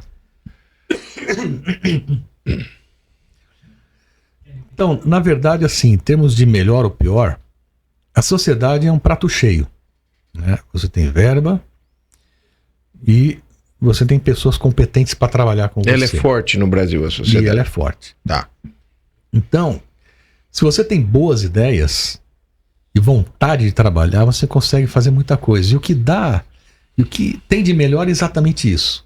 Você vai conseguir realizar e fazer as coisas. Tá. O que tem de pior, eu não diria que seja pior, mas você tem que ter em mente que não há unanimidade. Você nunca vai agradar a todos. Você nunca vai agradar a todos. Independente, isso para a tua vida toda, né? Então você pode até se achar um grande líder e tal, papapá, mas principalmente hoje com redes sociais e mensagens, né, e WhatsApp, etc., a pessoa lá escreve uma opinião dela e essa opinião reverbera, porque está lá pública, né? Sim. Então, eu acho que o de pior, na verdade, não é nem a correria, para lá e para cá, exigências. Vira e mexe, você vai ter que apagar um incêndio, porque sai lá num programa de televisão que a Anvisa bloqueou um serviço tal, reprocessamento de material, máfia de próteses, não sei o quê, papapá, e tudo isso você tem que dar uma resposta. Claro. Né? Então, estresse existe, mas se você tem vontade, capacidade, você estuda e você vai levar. Agora, se você achar que você tiver para você, não, eu vou agradar todo mundo e tudo mais, você vai se frustrar quanto a isso, e isso acaba sendo o que é de pior, né? Tá. E eu aprendi, na verdade, se a gente pegar grandes líderes da história, nunca foram unanimidade, né? Qual o maior líder da história? Eu não estou aqui para me comparar a nenhum desses líderes, né? Mas para dizer que realmente unanimidade 100% não tem, o maior líder da história foi Jesus Cristo. Sem dúvida. E não agradou a todos. E foi morto, né? Gandhi foi morto também. Kennedy foi morto também. Luther King foi morto também. Para ficar em alguns nomes, enfim. Uhum. Então, o que você tem na cabeça é o seguinte: você não vai agradar todo mundo, mas você tem que procurar fazer o melhor trabalho possível para ser, vamos dizer assim, útil, reconhecido, né, pela maioria. E você, no final da sua jornada, né, eu digo que a sociedade é uma escada. Tá. Cada equipe de trabalho que chega lá, né? E eu não trabalhei sozinho, tinha uma equipe de trabalho, e eu fiz questão disso, né? De descentralizar e deixar cada diretor à vontade de tocar projetos.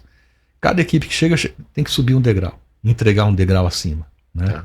E eu acho que na nossa gestão a gente entregou Passou o bastão com um degrau acima. um degrau acima, como as que vieram antes de mim, como as que passaram depois, né? Tá. Com esse propósito de você fazer o melhor para a sociedade, você entender o que os intervencionistas precisam e responder. Então hoje, né, a gente faz nas transições de diretoria, a gente faz um planejamento estratégico, né? Nós fizemos na nossa vez um questionário, né, para entender o que as pessoas queriam. Que bacana. E tudo isso para poder realmente ser melhor. Por quê? Na verdade, as sociedades médicas hoje, elas passam por um grande desafio. Ela tem que provar para o médico que ela é importante para a vida dele. Tá. Se o médico não sentir que aquela mensalidade ou anuidade que ele paga para a sociedade, que aquilo é importante, Para ele. que no dia a dia dele ele sente a importância da sociedade, ele não vai pagar, ele não vai participar. Então o associativismo sofre realmente um grande problema atualmente, né? Você tem muitos médicos que não fazem parte de associações, né? Não vai fazer parceria, foram obrigados. Justamente por quê? Porque é difícil para alguns entenderem que realmente vale a pena, né? Você fazer parte Tá. e sentir que a sociedade vai estar te ajudando no teu dia a dia. E é óbvio, se é uma sociedade que não é atuante, se o cara entra lá para ser presidente por querer ser, para aparecer, para ter Sim. nome, ele vai fazer uma péssima gestão e não vai ser reconhecido por isso depois. Na hora que olhar para trás, ele não deixou nada. Tá. Agora, eu olho para trás, eu vejo que a nossa equipe deixou bastante Um coisa legal. legado. Um legado. Não deixamos tudo, né? Seria impossível, 2 anos 2 só. anos não tem né? como deixar tudo. Mas eu acho que a gente conseguiu pavimentar um caminho pedaço dentro da do que estrada. a gente entendia que seria o caminho correto. Marcelo, me conta uma coisa. Com a experiência que você tem, a gente sabe que tem, o que o Covid fez no coração? Essa pergunta é uma pergunta ampla, mas eu quero que você foque ela dentro do teu setor. E você já sabe até por que eu estou te perguntando isso. Olha, na época do Covid, a gente teve que realmente Mudou a história do mundo, né? aprender algumas coisas. Porque imagina, nós, como eu falei, a gente trabalha ao lado do paciente. Então a gente teve que se aprender a se proteger melhor. Os equipamentos não só contra a radiação, mas contra a exposição, né, de via aérea. A gente teve que trabalhar então um pouco diferente e não fugir da raia. Sim. Porque a gente era chamado, a gente tinha que atender. Tem que entender. E a gente começou a perceber nas diferentes fases da Covid, especialmente na segunda onda lá da Ômicron, janeiro de 2021, por aí, que a gente tinha um índice maior de infarto agudo de miocárdio em jovens e causados por trombos, por coágulos. Interessante, Isso é uma trombose coronariana sem lesão. Isso. E hoje, isso a gente vê muito em drogadito, uso de droga, uso de anticoncepcional e tabagista. E na Covid a gente começou a ver jovens com infarto causados por trombo. Ou pessoas idosas ou não, e que de repente infartavam. Estavam internados por um outro problema, infartavam. Estavam internados pela Covid, mas infartavam. Ou tinham um processo trombótico. Então, entendeu-se que a Covid acelerava por inflamação sistêmica e tudo mais, o processo de trombose. E poderia acontecer em qualquer lugar, na perna, no pulmão, mas acontecia também no coração. Então, a gente teve essa mudança na nossa área de você ter mais pessoas com trombose na coronária, especialmente jovens. E outra mudança, eu comentei antes, pessoas que vinham com complicações do infarto e que normalmente não eram para ter, viriam antes do hospital e não vieram, né? Então isso a gente teve muito contato. E também as doenças inflamatórias do coração, como pericardites e miocardites, que muitas vezes no eletrocardiograma parece um infarto. E a gente na sala de hemodinâmica, não, a coronária não tem problema. Isso é inflamação da parede do coração, da capa que reveste o coração, e isso é pelo Covid. Então, a gente teve essa mudança, vamos dizer assim, do perfil dos pacientes que habitaram a hemodinâmica nesse período que foi de 2020 a 2022, parte de 2022. Tá. E você espera algum rebote lá na frente dos casos com Covid? Você acha que esses pacientes que tiveram Covid, eles estão mais propensos a ter alguma complicação trombótica de longo prazo? Na verdade, os pacientes que fizeram uma síndrome pós-Covid e que há uma inflamação endotelial pertinente a isso, esses pacientes têm uma chance maior de ter eventos trombóticos, né? Tá. Então, existem pacientes que têm esse quadro inflamatório persistente e que precisam tomar anticoagulante para evitar eventos trombóticos. Tá. Mas isso é uma grande minoria. É muito pequeno o número de pacientes hoje.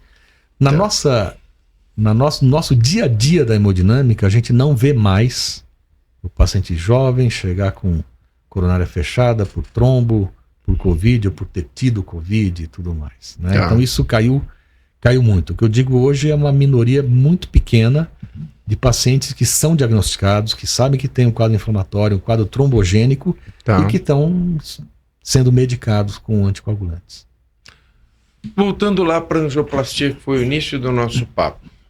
O que você acha dentro de toda essa história que foi o maior ponto de inflexão? Depois da coronariografia, o que mudou? O que a angioplastia, nessa curva toda que nós tivemos, balão, stent farmacológico, angioplastia primária, o que você acha que impactou mais na mortalidade? De tudo, saímos lá de uma coronariografia, estamos aqui num tempo porta-balão adequado. O que você acha que impactou mais? O impacto na mortalidade foi, sem dúvida nenhuma, o tratamento, a angioplastia primária.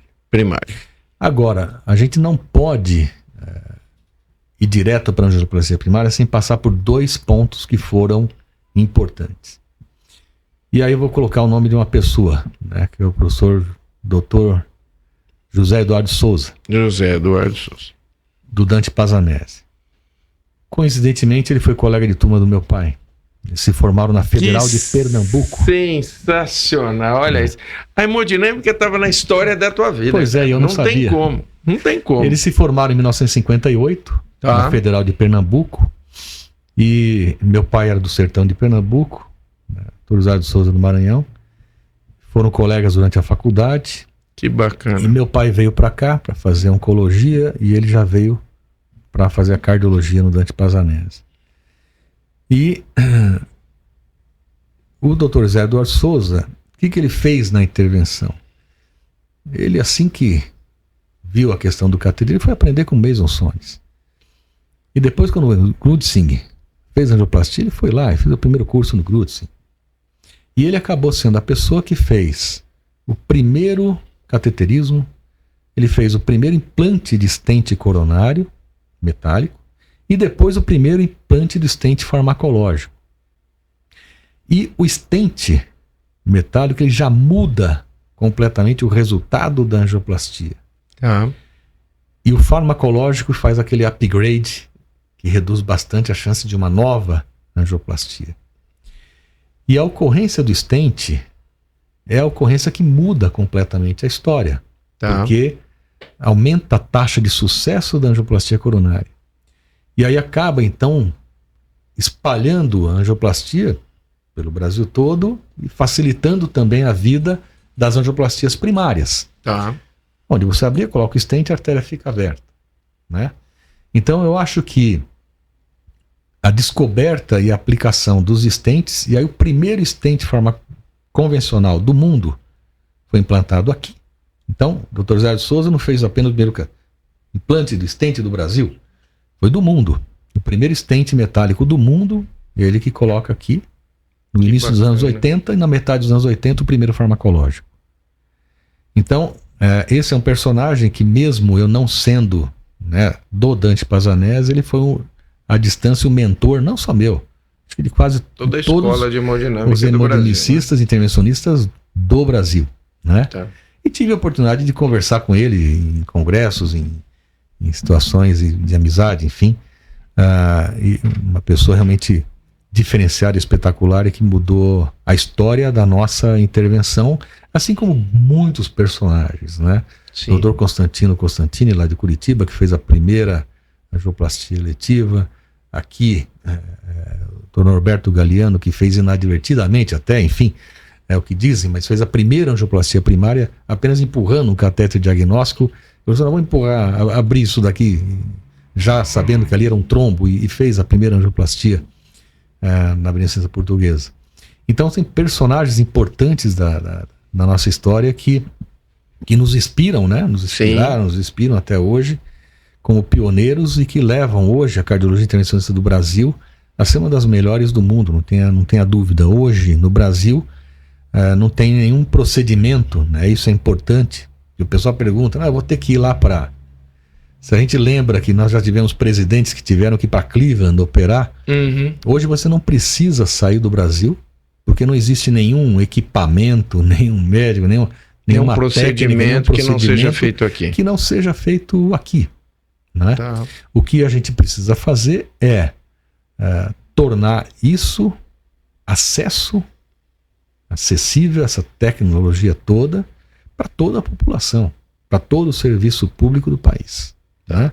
Um acesso de qualidade, com pessoas qualificadas, e que vai começar na formação.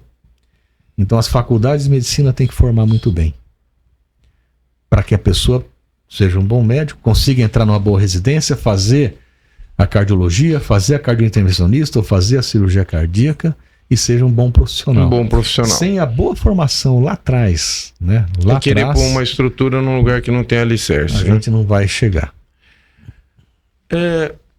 Qual foi a maior honraria que você já recebeu profissional? Puxa, essa é difícil, né? Você já recebeu várias. É difícil a gente... O que da tua carreira que você acha que foi o grande ponto da tua carreira? Olha, que você fala assim, isso aqui foi o ponto alto da minha carreira. Eu acho que o fato de ter sido presidente da SBHCI, né, da querida sociedade, eu acho que foi um ponto muito alto. O fato isso é para poucos, né? É para poucos. O fato de eu ter concluído o doutorado na Escola Paulista de Medicina, isso para mim foi um divisor de águas. Você se tornar doutor é um divisor de águas. Sim. Né? O fato de ser presidente da sociedade, isso realmente foi espetacular. Mas as honrarias assim que a gente recebe no dia a dia. No dia a dia, coisas né?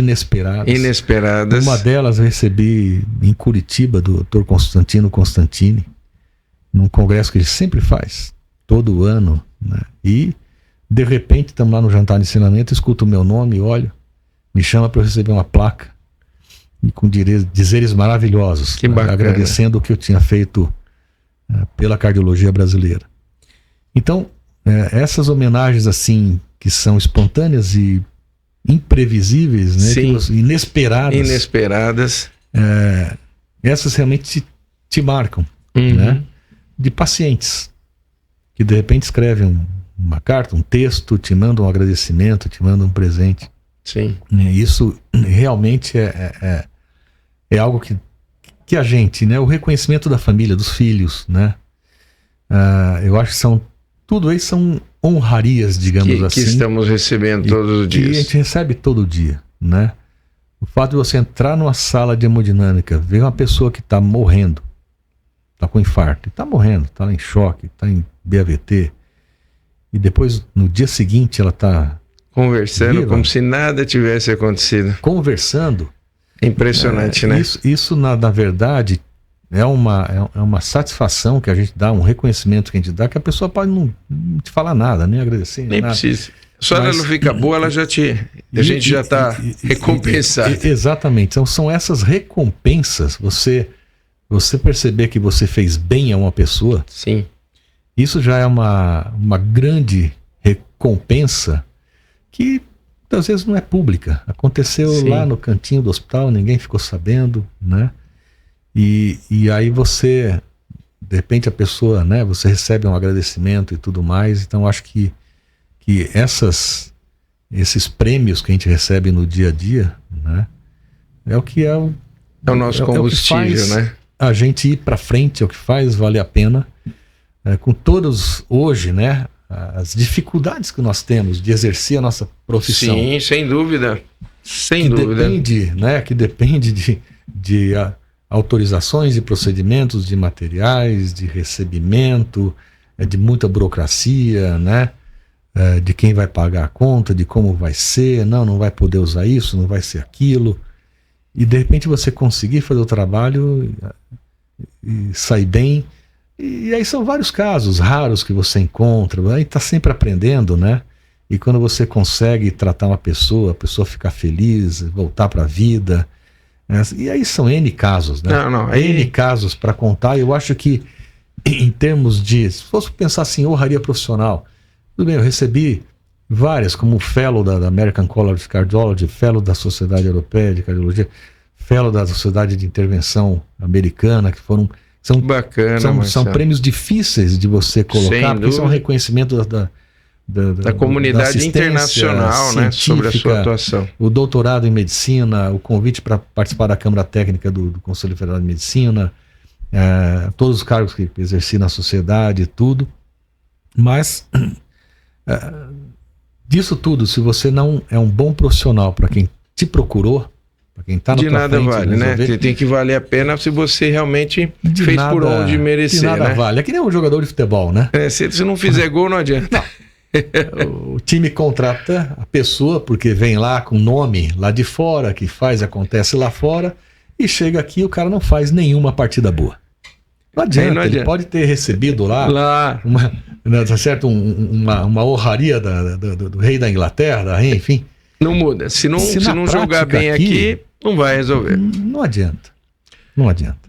Marcelo, com certeza, essa entrevista que nós estamos aqui, esse bate-papo, ele está impactando quem está nos ouvindo.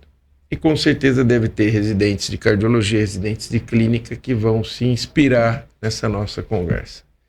Se alguém que está nos ouvindo agora quiser fazer hemodinâmica, que conselhos você daria? Você que já orientou tanta gente, já deixou tantos discípulos, que conselho você daria para essa pessoa que está nos olhando, que está nos ouvindo? Que conselho você daria para quem quer fazer hemodinâmica agora, no século XXI, que está nos ouvindo? Eu acho que a primeira coisa é conheça a hemodinâmica. Saiba o que é a atuação na hemodinâmica. Aí então, já vai se apaixonar. Aí não durante tem a residência, é um caminho sem volta. Vá até a hemodinâmica e veja. Né? Entenda o dia a dia. A gente já teve residentes que desistiram no meio do caminho. Tá. Né? Eu vou entrar às 7, 8 horas da manhã sem hora para sair, com esse avental de chumbo pesado, pegando radiação.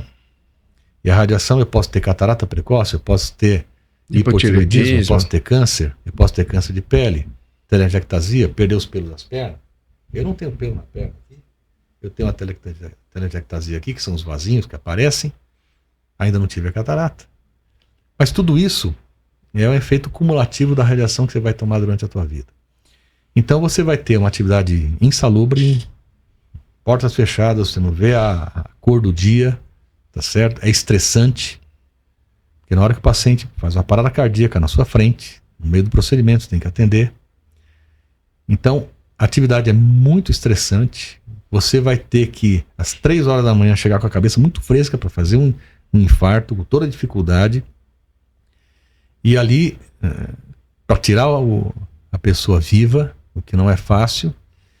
E aí você não tem hora, né? E aí você tem toda essa insalubridade. E você tem que gostar muito para fazer isso. Não tem como você... Tem colegas que fazem consultório, fazem um exame hemodinâmico aqui, um outro lá, não fazem a retaguarda, não fazem a urgência e tudo mais, mas é exceção. Mas, se você não tiver essa vontade... Essa gana mesmo, né? De atender mesmo a urgência. Querer, né? Pagar o preço. É aquela história. O cara quer ser bombeiro, Ele pode tem ter que medo de entender fogo, né? que ele vai ser herói ou que ele vai morrer no incêndio lá, entendeu? Ou não vai conseguir salvar a pessoa, vai se frustrar. Sim. Então, Deixa na nossa cicatrizes, especialidade, a gente lida com vida e morte diariamente. Machuca, né? Vida e morte diariamente. E isso deixa sequelas. Deixa. Se você não tiver um preparo psicológico muito bom, espiritual muito bom, você pode se machucar muito. Muito. Porque você vai sofrer durante a vida muitas perdas. Sim. E você tem que saber administrar isso. E você tem que resolver isso e não levar nada disso para casa. Verdade. Tá certo? Esses problemas ficam lá dentro da sala de hemodinâmica. Então, primeiro é um prato cheio, porque na área da cardiologia é a que mais cresceu, a que mais mudou nesses últimos 30 anos, por exemplo.